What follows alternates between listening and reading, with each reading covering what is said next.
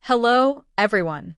Welcome to Untold History, the channel where we explore the lesser-known but pivotal events of world history.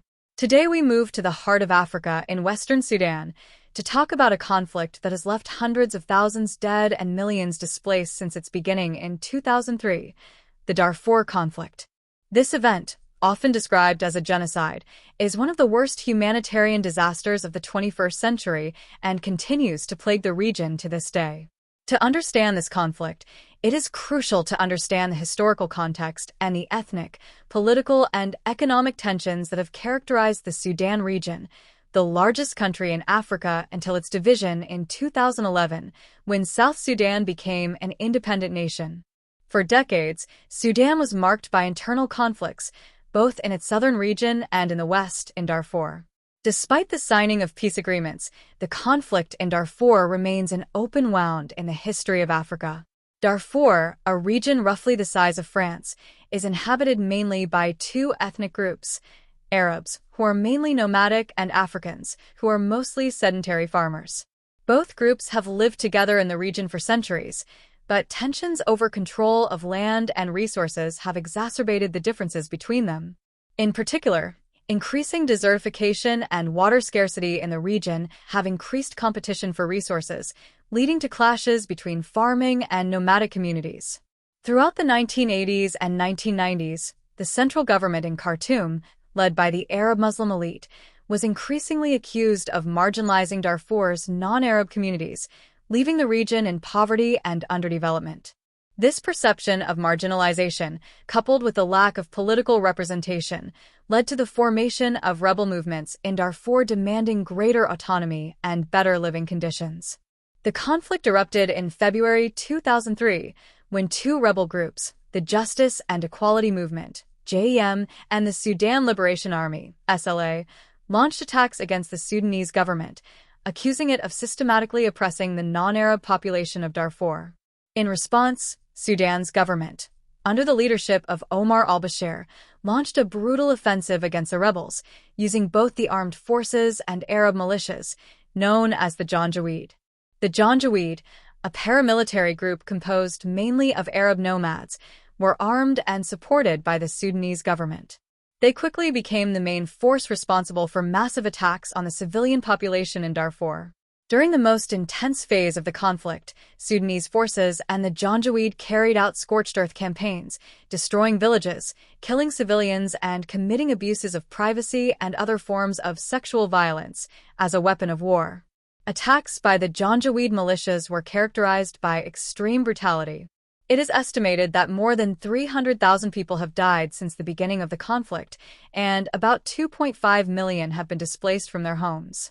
The displaced have been forced to live in refugee camps, both inside Darfur and in neighboring countries, such as Chad. These camps, often overcrowded and lacking basic resources, have become a symbol of the devastation and suffering that the conflict has inflicted on the civilian population. The conflict in Darfur quickly attracted international attention due to the scale of the violence and accusations of genocide. In 2004, then U.S. Secretary of State Colin Powell was one of the first world leaders to describe the events in Darfur as genocide, leading to increased international pressure on the Sudanese government to stop the violence. The International Criminal Court, ICC, has issued arrest warrants for several senior Sudanese officials, including President Omar al-Bashir, accusing them of war crimes, crimes against humanity, and genocide. Despite diplomatic efforts, including several peace agreements and the intervention of UN and African Union peacekeepers, the conflict in Darfur has not been fully resolved. Although violence has decreased in intensity since the early years of the conflict, the region remains extremely volatile, and peace agreements have been largely ineffective in ending the fighting. In 2019, the political situation in Sudan changed significantly when Omar al-Bashir was ousted by a military coup following months of mass protests across the country. The new Sudanese transitional government has shown some willingness to cooperate with the international community and has expressed its interest in achieving peace in Darfur.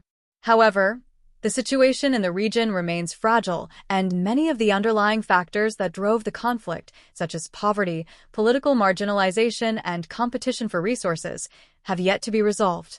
This conflict has also highlighted the role of the international community in preventing and responding to war crimes and genocide.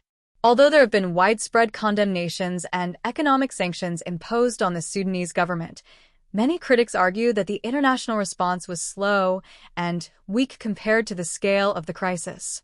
In addition, peacekeepers deployed in Darfur have faced significant constraints, including restrictions from the Sudanese government and a lack of resources to effectively protect civilians. The legacy of the conflict in Darfur remains vivid in Sudan's collective memory and in the global consciousness. Despite attempts to achieve peace, impunity and incomplete justice remain major obstacles. Although some Sudanese military and political leaders have been arrested or exiled, many responsible for the violence in Darfur have yet to be brought to justice. On a humanitarian level, Darfur continues to face major challenges.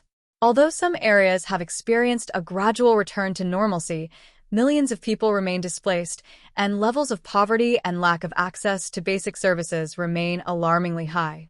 Security conditions in parts of Darfur also remain volatile, with occasional clashes between armed groups and an increase in intercommunal conflicts.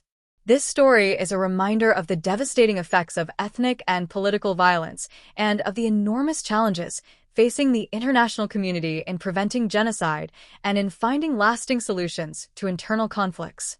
As the Darfur region continues to seek peace and stability, the world continues to watch, hoping that one day those responsible for these atrocities will be held accountable and that the wounds of war can finally begin to heal. Thank you for joining us in this analysis of the Darfur conflict. If you liked the episode, don't forget to subscribe and activate the bell for more revealing stories in Untold Story. See you in the next one.